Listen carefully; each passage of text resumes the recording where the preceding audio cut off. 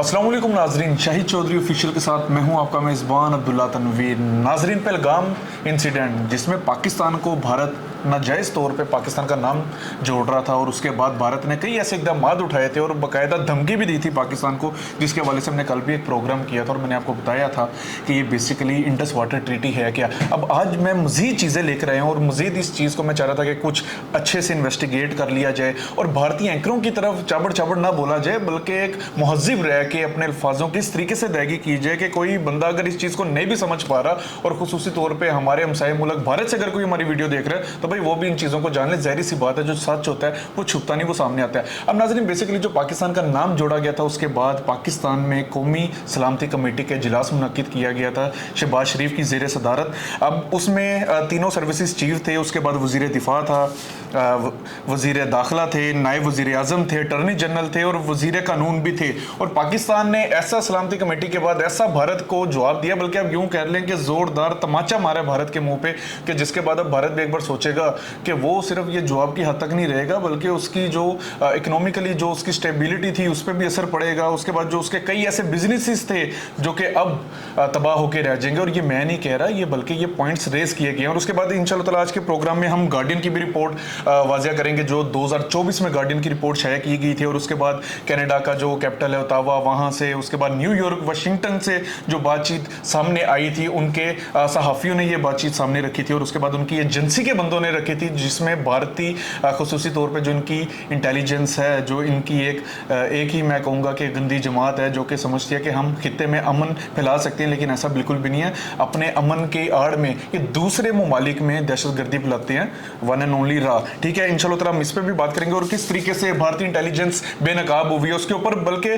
भारतीय मीडिया ही बहुत से ऐसे लोग थे जो कि अपनी इंटेलिजेंस के ऊपर सवालात खड़े कर रहे थे और उनके ऊपर हंस रहे थे, वो उन पर भी आज हम इंशाल्लाह ताला बात करेंगे। और इसके बाद कुछ ऐसी चीज़ें भी थी इस पहलगाम इंसिडेंट के हवाले से जिसने भारत की मिलिट्री को भी बेनकाब कर दिया, उसके मीडिया को भी बेनकाब कर दिया। अच्छा जी, सबसे पहले हम बात कर लेते हैं कि ये जो भारत ने इकदाम उठाए थे उनमें क्या क्या चीज़ें इन्होंने रखी थी। ज़ाहिर सी बात है, आपको भी पता है कि इन्होंने अल्टीमेट दिया था कि पाकिस्तानी शहरियों को कि आप 48 घंटे में मुल्क बदर हो जाए, आप यहाँ से चले जाएँ। उसके बाद इन्होंने अतारी बॉर्डर को बंद कर दिया था और मज़ीद जो इनकी अवाम की तरफ से पेशरफ सामने आई थी, बल्कि आप यूँ कह लें कि अवाम नहीं, अवाम तो फिर पढ़ी लिखी है, उनको इन चीज़ों का पता होता है कहाँ पे कौन सी बात करनी है और किस तरीके से बात करनी है। उनमें भी कहीं ना कहीं इंसानियत मौजूद है। लेकिन जो बीजेपी के लोग हैं, जो उनके कारकुनान हैं, उनकी तरफ देख के ऐसे ही नजर आता है कि ये सरासर दहशत गर्दी, आतंक फैला रहे हैं और ये लोग नहीं चाहते कि हमारे मुल्क में अमन मान की सूरत बरकरार रह सके, जिसका खुमियाजा उधर के अमन पसंद लोग उनको भी भुगतना पड़ेगा।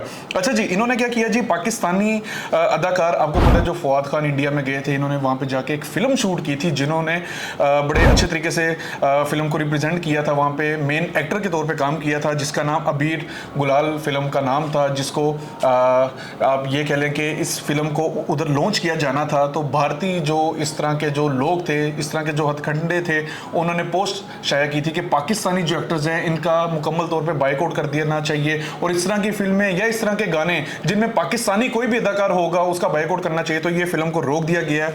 उसके बाद वहाँ पे आपको पता है कि जो माहीगीर के हवाले से अगर हम बात कर लें तो कुछ माहीगीर होते हैं जो कि ना जाने दूसरी लाइन में चले जाते हैं, उनको नहीं पता होता, जरा सी बात है, मछली वगैरह पकड़नी होती है, उनको बाउंड्री का नहीं पता होता, वो चले जाते हैं। तो पाकिस्तान के पास भी अगर इंडियन माहीगीर आ जाते हैं तो हम लोग जो है उनको छोड़ देते हैं। लेकिन भारत में जो इस वक्त माहीगीर पकड़े गए हैं खुसूसी तौर पे 2003 से लेकर वो अब तक वहाँ पे कैद में हैं और उनका अब छोड़ा जाना काफ़ी मुश्किल हो गया। पाकिस्तानी माहीगीरों के ख़ानदान के हवाले से अगर हम बात करें तो काफ़ी मुश्किल हो गया। जरा सी बात, आपको पता है जिस तरीके से सिचुएशन जा रही है, लागू की गई है, तो पाकिस्तान फिर कहीं ना कहीं अमन ओमान की तरफ जाता है, लेकिन भारत इस तरफ जाने से बिल्कुल इनकार कर देता है।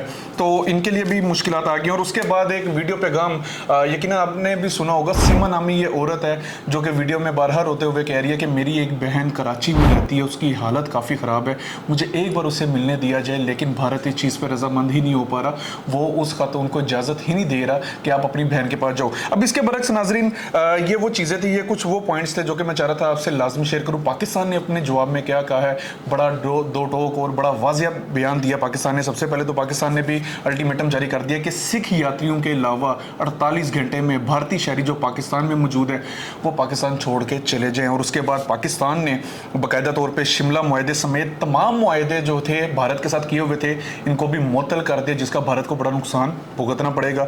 शिमला मुआहदा है कि ये भी इंशाल्लाह ताला मैं आगे जाके आपसे बात करूंगा, आपको बताऊंगा। और उसके बाद पाकिस्तान ने जैसे आपको पता है कि अतारी बॉर्डर जो था वो इंडिया ने बंद किया, पाकिस्तान ने वाघा बॉर्डर बंद कर दिया।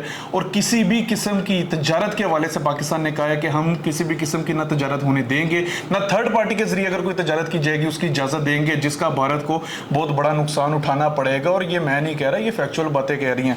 उसके बाद नाज़रीन, पाकिस्तान ने भारतीय कमर्शियल परवाज़ों को मंसूख कर दिया है, यानी कि वो भारतीय परवाज़ें जो पाकिस्तान की फ़िज़ा को इस्तेमाल करके आगे जाया करती थी उनको मंसूख कर दिया गया, जिनमें तकरीबन 5 भारतीय एयरलाइंस हैं जिनको अब इजाज़त नहीं दी जाएगी कि वो किसी भी किस्म की अपनी जो फ़्लाइट्स होंगी, चाहे वो कोई भी मिलिट्री हो जाए या फिर कोई भी कमर्शियल फ़्लाइट्स हो जाए, वो यहाँ से गुजर सके या पाकिस्तान की फ़िज़ा का इस्तेमाल कर सके। अच्छा जी, अब इसमें लेटेस्ट जो अपडेट है जिसमें भारत को बहुत नुकसान उठाना पड़ेगा वो ये है, ज़ाहिर सी बात है, फ़िज़ा की जो हदूद है उसको बंद कर दिया गया पाकिस्तान की जानिब से। तो भारत को तकरीबन भारतीय जो एयरलाइंस होंगी उनको 2 घंटे मज़ीद फ़िज़ा में उड़ना पड़ेगा और करोड़ों का तेल उनको इस्तेमाल करना पड़ेगा, यानी कि सरासर उनके सामने जो इकोनॉमिकली अगर हम बात करें तो बहुत ज़्यादा लॉस हमें नजर आ रहा है, दिख रहा है। और बल्कि ये होगा भी, ज़ाहिर सी बात है, लास्ट टाइम भी जब पाकिस्तान ने इस तरह बैन किया था तो तकरीबन इनको मिलियन डॉलर्स का नुकसान हुआ था और इस बार तो फिर बहुत ज़्यादा नुकसान होगा।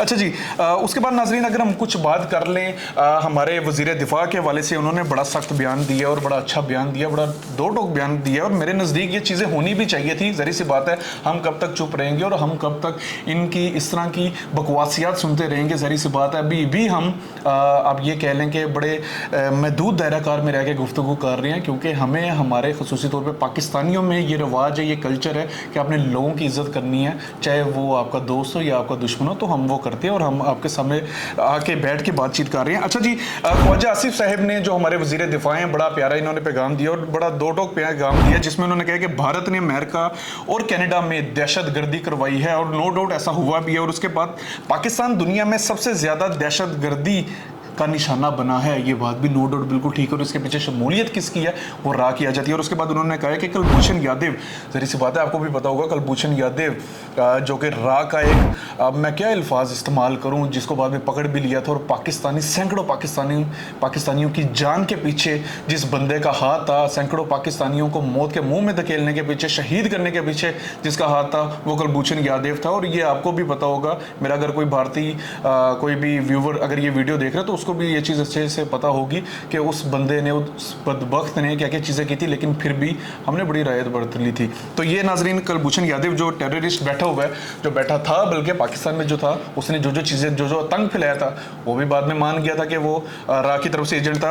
और उसके बाद नाजरीन मैं एक चीज़ मजीद ऐड करना चाहूँगा, 2024 में द गार्डियन, एक मकबूल, एक मारूफ जरीदा, उसने कुछ खबरें शाया की हैं और ये खबरें मैं नहीं कहूँगा, ये द गार्डियन कहेगा, बरतानवी जरीदा कहेगा ये चीज़ें, ये मैं आपके सामने रखता हूँ। उसने कहा कि जी भारत का मकरूज चेहरा जो है, ये 2024 का ये जरीदा है, बेसिकली ये कुछ खबरें थी लेटेस्ट जो कि उसने रिपोर्ट की थी। उसने कहा था भारत का मकरूज चेहरा जो है वो बेनकाब हो गया और खित्ते से दहशत गर्दी को मिटाने की आड़ में भारत गैर मुल्की सरजमीन बिलखसूस पाकिस्तान में दहशत गर्दी फैला रहा है। ये मैं नहीं कह रहा, ये बरतानवी जरीदा कह रहा है। उसके बाद रा पर मोदी का बराह रास्त कंट्रोल है, ये भी द गार्डियन में बराह रास्त ये चीज़ें लिखी गई थी कि जो मोदी है वो रा के ऊपर उसका मुकम्मल तौर पे कंट्रोल है, वो जो चीज़ें करवाना चाहता है वो रा के ज़रिए करवा लेता है। उसमें ऐसा कुछ भी नहीं है कि रा की एक अपनी एक खुद मुख्तारी हो, ये सब कुछ जो होता है इंडिया के जो प्राइम मिनिस्टर मोदी है उसके अंडर रह के ये चीज़ें की जाती है। और उसके बाद उसने कहा कि भारतीय इंटेलिजेंस एहलकारों ने पाकिस्तान में मुबैना कार्रवाइयों का एतराफ़ किया है,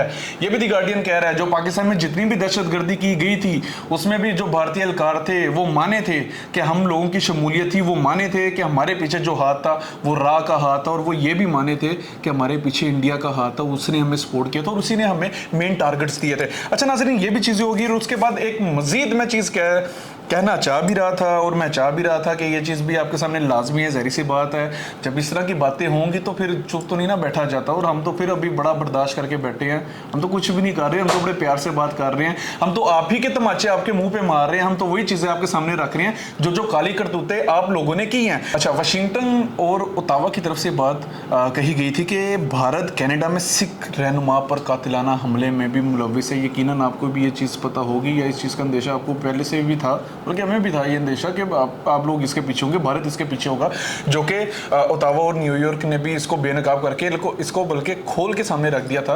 आपको पता है जो खालिस्तान की तहरीक चल रही थी, उसके जो मेन मरकजी रहनुमा थे जो कनाडा में मुकीम थे, उनको मरवाने के पीछे भी रा के एजेंट्स थे, रा था। और इसी वजह से कनाडा और भारत के जो ताल्लुकात थे वो भी ख़राब हो चुके थे, जिसकी बदौलत इंडिया के जो वीज़े थे वो मनसूख कर दिए गए थे कनाडा की जानिब से। अच्छा जी नाज़रीन, ये वो चीज़ें थी जो कि मैं चाह रहा था। ये रिपोर्ट्स सामने रखना बड़ा ज़रूरी था, ये दलाइल सामने रखना बहुत ज़्यादा ज़रूरी था, क्योंकि ये वो खबरें, ये वो चीज़ें थी जिनको हम नहीं कह रहे एज अ पाकिस्तानी। जो हम बात करते हैं, ज़ाहिर सी बात है ये लोग समझते हैं ना कि आप लोग झूठी खबरें, झूठी चीज़ें सामने रख देते हैं। तो ये मैं वो शवाहिदात लेकर आया था और बड़ी अच्छी रिसर्च करके लेकर आया था, और मैं चाह रहा था कि आप लोगों को बेनकाब किया जाए और बड़े अच्छे से आपके मुँह पर तमाचा मारा जाए। मैं दूसरे अल्फाजों का इस्तेमाल नहीं करूँगा, गो के हम पाकिस्तानी हैं तो फिर भी हम बड़ा लिहाज कर रहे हैं। अच्छा जी, बहरहाल नाजरीन, इंडिया का अपना, आपको पता होगा ये जो खबरें चली थी पहलगाम हादसे के हवाले से, इंडिया का अपना भी मजाक उड़ाया गया था, वहाँ की इंटेलिजेंस को बेनकाब कर दिया गया। उधर के लोगों का, मुकामी लोगों का ये बात का कहना है कि भाई अगर आप लोगों ने इतनी आर्मी यहाँ पे रखी हुई है, आपकी राय इतनी स्ट्रॉन्ग है, इतने इंटेलिजेंस सोर्सेज आपके पास मौजूद है, फिर भी ये हमला किस तरीके से हो गया। और ये उस जगह पे हमला हुआ है जहाँ पे हाइकिंग की जाती है, जहाँ पे गाड़ी का जाना ही ममनू है, यानी कि मतलब गाड़ी जा ही नहीं सकती किसी भी तरीके से। वहां पे खच्चर के जरिए लोगों का जाना होता है। और आप ये किस तरीके से कह रहे हैं कि यहाँ पे इतना बड़ा हमला हो गया, तो वाज़िया नज़र आ रहा है, वाज़िया नज़र आ रहा है इन 26 लोगों की बलि दी गई थी सिर्फ इस आड़ में कि पाकिस्तान का पानी रोक दिया जाए। इन वक्तों से ये बर्दाश्त नहीं हो रहा था, और आप जितना मर्जी रोक लें, अभी पानी रोकने पे भी अभी हम बात कर लेते हैं, मैं इस चीज़ के ऊपर भी बात करूंगा, लेकिन आप जितना मर्जी रोक लें भाई, ये हमारा हक है, ये हम लेकर रहेंगे।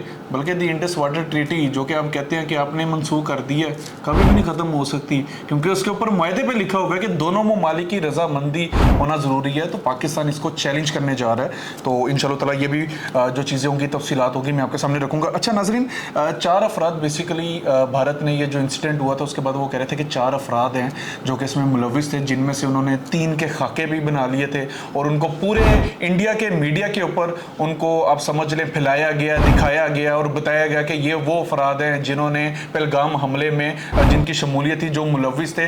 लेकिन 3 में से वो ये भी कह रहे हैं कि जो 2 थे वो पाकिस्तानी थे, और जो एक बंदा था उनमें से वो वहाँ का मुकामी था। लेकिन अभी तक पता ही नहीं चल पा रहा कि ये अफराद कितने, ना ये पकड़े गए हैं, ना इनका आता पता, इनका कुछ पता ही नहीं चल पा रहा। तो यहाँ से भी कुछ चीज़ें नुमायाँ होती हैं कि इनकी जो इंटेलिजेंस है अभी भी इतनी हैसियत नहीं रखती कि वो इन चीज़ों को वाज़िया कर सके, इन चीज़ों को खोल के रख सके। कहीं ना कहीं उनकी अपनी, मैं समझता हूँ कि गलती है, बल्कि वो बेनकाब हो गया, बल्कि उधर के लोग, उधर का मीडिया इनके ऊपर उंगलियां उठा रहे हैं, कैसे हो, कैसे गया और हो कैसे सकता है। अच्छा नाजरीन, ये जो 4 अफराद थे, इनके जो खाके बनाए गए हैं, ये भी अभी कन्फर्म नहीं है कि ये क्या चीज़ें हैं, क्या हालात हैं इस हवाले से, क्योंकि ये मुकम्मल मज़ीद डिटेल शेयर ही नहीं कर पा रहे। एक तो होता है ना कि आपने इन्वेस्टिगेट करना होता है, आप चीज़ें सामने नहीं लाते। अगर इन्होंने इन्वेस्टिगेट करना होता, चीज़ें सामने ना लाते, तो ये कभी भी इनके खाके ना ऑन एयर करते, लेकिन इन्होंने ऑन एयर किए और उसके बाद अभी तक कुछ सामने नहीं आ पाया इनकी गिरफ्तारी हुई है या नहीं, ये कहां से थे, कैसे निकल गए, कैसे आ गए, कुछ भी नहीं सामने आ पाया। मैं समझता हूं कि फॉल्स एक्शन था इंडियन मीडिया की जानिब से। अच्छा नाज़रीन, उसके बाद वहां पे फिर एक और इन्होंने खबर शाया की थी, और बड़ा इंडियन मीडिया सा, बल्कि रात को जब मैं देख रहा था मेरी बड़ी हंसी निकली है कि यार ये क्या कर रहे हैं, किस किस्म के इकदाम उठाए जा रहे हैं इनके मीडिया की तरफ से। वहाँ पे पहलगाम हमले में एक जोड़ा था जिसको ये लोग जाहिर कर रहे हैं कि वो मुर्दा हो गया, उनको मार दिया गया, वो ये मुर्दा जोड़ा है। लेकिन उसके बाद उन्हीं लोगों का रिस्पॉन्स आता है, वही रिप्लाई करते हैं और वो इनको कह रहे हैं कि भाई हम जिंदा हैं, हमारी तस्वीर को हटाया जाए। इंडियन मीडिया को उन्होंने बेनकाब कर दिया, उन्होंने कहा हमें तो कुछ हुआ ही नहीं है, और ये लोग वाज़िया ये कर रहे हैं, जाहिर ये कर रहे हैं कि जो जोड़ा है ये भी मारा गया, ऐसा बिल्कुल भी नहीं है। तो इंडियन मीडिया मुझे नहीं समझ आती ये क्या करती है, जरा भी नहीं इन्वेस्टिगेट करते। आप खुदारा कुछ 10 से 20 मिनट ले लिया करें, अगर आपके पास ज्यादा टाइम नहीं है। मुझे पता है आपने पाकिस्तान के खिलाफ कोई भी खबर होती है, आपने उसको ऑन एयर करना होता है, आपने झूठ पे मुबरी प्रोग्राम बनाने होते हैं, लेकिन थोड़ा सा इन्वेस्टिगेट कर लिया करें, थोड़ी सी अकल, थोड़ा सा शऊर, थोड़ा सा नॉलेज रख लिया करें। अब क्या बात करने जा रहे हैं, ये जो बातें होती हैं ये कैमरे में रिकॉर्ड हो जाती है और उसके बाद आप हट नहीं सकते मास फाए माफी के। अच्छा नाजरीन, ये वो चीज़ें थी जो कि मैं चाह रहा था आपके सामने लाजमी रखूँ, और कुछ मज़ीद भी जो चीज़ें थी मैं चाह रहा था आपसे लाजमी शेयर करूँ। कुछ यूट्यूबर्स थे, मैं देख रहा था, उन्होंने कुछ प्रोग्राम्स बनाए थे, ये कुछ पॉइंट्स थे जो कि मैं चाह रहा था तरतीब वाइज मैं लाजमी लिख लूँ और मैं आपसे शेयर करूँ। कुछ उनके यूट्यूबर्स थे जो कि लगे हुए थे कि जो पाकिस्तान है ये पानी को तरसेगा, बूंद बूंद को तरसेगा, पाकिस्तान की मुआशत ख़राब हो जाएगी, पाकिस्तान में अमन अमान की फ़िज़ा ख़राब हो जाएगी, हर बंदा पानी के पीछे जाएगा, पानी को लेके ये हमारे पास आएंगे, हमारे आगे हाथ जोड़ेंगे, हमसे माफ़ी मांगेंगे, पता नहीं क्या क्या चीज़ें करेंगे। ये कौन से ऐसे दो टगे के यूट्यूबर्स थे जो कि अपने सिर्फ फॉल्स व्यूज़ की खातिर अपना इस केस को लेके अपनी इमेज बेहतर बनाने की खातिर ये लोगों ने भी रिसर्च नहीं की और बिला वजह बकवासियात किए जा रहे थे। तो ऐसा बिल्कुल भी नहीं है। मैं पानी की बंदिश के वाले से अगर बात कर दूं तो भाई ऐसे है कि अगर आप दरे रावी का पानी आप बंद कर देते हैं, आप इस चीज़ को रोक देते हैं, तो आपके पास जो पानी आता है वो तिब्बत से भी आता है, आपको भी पता होगा, और वो तिब्बत के ऊपर जो कंट्रोल है वो चाइना का कंट्रोल है। अब अगर आप यहाँ पे पानी रोकेंगे, बंद कर देंगे, तो चाइना भी आपका पानी बंद कर देगा। तो आप जो कह रहे थे ना कि आप पानी की जंग को लेके आगे चलेंगे, आप ऐसा कर नहीं सकते। अगर आपका पानी बंद हो जाएगा तो आपकी जो मईशत है वो बेड़ा गर्क हो जाएगा, आपकी जो वहाँ की आबादी है वो पानी को तरसने लग जाएगी, आपकी आबादी आगे हाथ फैलाएगी आपकी हुकूमत के, झूठी हुकूमत के, कि ये चीज़ को ख़त्म करें, हमारे लिए पानी खुलवाएं। तो ऐसा बिल्कुल भी नहीं हो सकता। और साथ ये कोई आप ये समझ लें कोई ये पाइप वगैरह नहीं है कि पाइप को दबा दिया तो ये पानी बंद हो गया, पाकिस्तान में पानी नहीं आ सकता। अगर आपने पानी बंद करना है तो बड़े बड़े डैम चाहिए होते हैं जहाँ पे आप पानी का ज़ख़ीरा कर सकते हैं। वो चीज़ें फ़िलहाल नहीं है, और उसको बनाने के बाद भी आपको बड़े साल लग जाएंगे। तो ये इस तरह की बकवासियत ना किया करें, पढ़ लिया करें, तहकीक कर लिया करें, देख लिया करें फैक्ट्स क्या होते हैं। तो ये ऐसा बिल्कुल नहीं हो सकता। तिब्बत के ऊपर लाजमी गौर फिक्र कीजिएगा। और उसके बाद नाज़रीन मज़ीद लेटेस्ट जो अपडेट है मैं आपको ये भी देता चलूँ। सुनने में ये भी आ रहा है कि बांग्लादेश का भी ये पानी बंद करने जा रहे हैं। पता नहीं बांग्लादेश से इनको कौन सी खार है, कौन सी दुश्मनी इन्होंने निकाली है बांग्लादेश से, तो उसका भी कहा जा रहा है कि ये रोक रहे हैं। बहरहाल भारत बिल्कुल बेनकाब हो चुका है। भारत अपनी दहशतगर्दी फैलाने के हवाले से बेनकाब हो चुका है। भारत जो भी कदम उठा लेगा इसका हर कदम इसी के मुंह पे पड़ेगा। इसकी जितनी सॉरी टू से मैं मतलब क्या अल्फाजों का इस्तेमाल करूं कि इसकी जितनी हो चुकी है इस वक्त, इसके मीडिया की जितनी रुल चुकी है, इसके उन रहनुमाओं की जितनी हो चुकी है जो कि वहाँ की पब्लिक के आगे ये नारा लगाते हैं कि हम पाकिस्तान को ख़त्म कर देंगे, अस्तगफिरुल्लाह, कभी ऐसा हो भी नहीं सकता, अल्लाहु अकबर, अल्लाह हमारे साथ है, इस तरह के नारे लगा के फेम हासिल करना चाहते हैं। सब लोग बेनकाब हो गए हैं, इनके पास कोई जवाब नहीं है। ये क्या बोलेंगे, किस तरीके से बात करेंगे, ये क्या चीज़ों को किन चीज़ों की हिकमत अमली अपनाएंगे, अडॉप्ट करेंगे जिसके बायस से टिक सकेंगे। आपको आप ही के लोगों ने कुछ अरसे के बाद आपका मुंह काला कर देना, आपको कहना है कि जो जो आपने हमारे सामने वादे किए थे इनको पूरा तो करें। तो भाई ना पानी बंद हो सकता है, और आपकी जो एयरलाइंस हैं, जो 5 एयरलाइंस हमने जो मनसूख की हैं उसके ऊपर भी लाजमी गौर फिक्र कीजिएगा। 2 घंटे से ज़्यादा जहाज़ उड़ेगा ना तो आपका करोड़ों का नुकसान हो जाएगा, फ्यूल लगेगा, फ्यूल नहीं लगाएंगे आपका जहाज़ क्रैश हो जाएगा। गौर फिक्र कीजिएगा। और बहरहाल नाजरीन ये वो चीज़ें थी जो मैं चाह रहा था मैं आपसे लाजमी शेयर करूं। बड़े एक मौज़िब अंदाज में, मौज़िब तरीके से हम आपके सामने चीज़ें पेश कर रहे हैं। और ये तो अभी फ़िलहाल मैं बज़ाते अब्दुल्ला तनवीर ये चीज़ें पेश कर रहा हूँ, और हम तो इनको बाकायदा दावत दे रहे हैं आप टेबल टॉक करें। आप हमारे सीनियर सहाफ़ी मेरे बड़े भाई मंसूर अली खान साहब से आप टेबल टॉक कर लिया, आप आके बैठे तो सही। आप एक बार किसी भी बात पर बात करने के लिए हामी तो भरें। आप 2 टगे की बातें करते हैं और आप इस तरह के अफराद को अपने पास बुला लेते हैं। मुझे नहीं लगता कि शायद वो वाकई पाकिस्तानी होते होंगे, शायद इंडियंस होते हों। हम तो नहीं चीज़ को जानते जिस तरीके से आप लब कुशाई करते हैं। तो अगर आप में इतना जिगरा, इतना जज्बा है, आप उनको उन कॉल ले लें, आप उनके साथ टेबल टॉक एक बार करें तो सही। आपको आपके मुंह की पड़ेगी और आप कभी मानेंगे नहीं, क्योंकि आपकी जितनी भी हिम्मत, आपका जितना भी हौसला है सिर्फ फिल्म्स की हद तक है। भाई रियलिटी इससे बहुत चेंज है। थोड़ा गौर फिक्र कीजिएगा। नाज़रीन प्रोग्राम के हवाले से फीडबैक ज़रूर दीजिएगा। जो भी लेटेस्ट अपडेट होगी इंशाअल्लाह ताला मैं आपके सामने लाजमी रखूँगा। इसी के साथ अपने मेज़बान अब्दुल्ला तनवीर को इजाज़त दीजिए। पाकिस्तान जिंदाबाद, पाक फ़ौज जिंदाबाद, अल्लाह निगहबान।